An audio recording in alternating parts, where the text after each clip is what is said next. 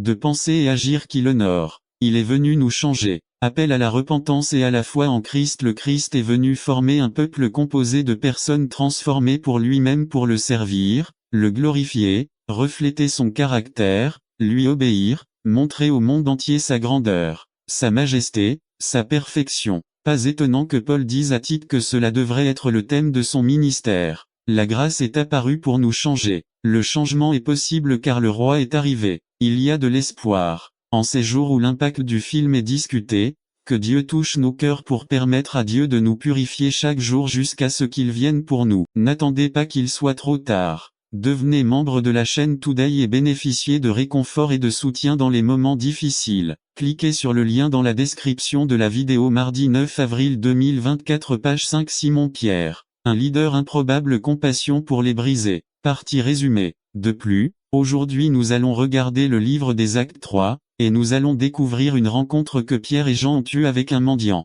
Et aujourd'hui, je veux que nous tirions 4 leçons de cette rencontre. Par Joshua Pinto. Simon Pedro. Un leader improbable, compassion pour les brisés. Partie 3. Leadership et compassion ne sont généralement pas mentionnés dans la même phrase. Les dirigeants sont connus pour être durs, ils se tiennent au-dessus de tous ceux qui se tiennent devant eux afin d'atteindre leur objectif. Les dirigeants font le travail indépendamment de ce qu'ils ont à faire ou de qui se trouve devant eux. Ils licencient les incompétents et font travailler les forts. La plupart du temps, les dirigeants réussissent pour eux-mêmes, pour leur ego, pour leur promotion et pour leur bonus. Et pour cette raison, il est peu probable de voir un leader qui fasse preuve de compassion envers ceux qui sont brisés. Pourtant Simon Pierre a fait exactement cela, il avait de la compassion. De plus, aujourd'hui nous allons regarder le livre des Actes 3 et nous allons découvrir une rencontre que Pierre et Jean ont eue avec un mendiant. Et aujourd'hui, je veux que nous tirions 4 leçons de cette rencontre. Y soyez sensibles aux besoins qui vous entourent.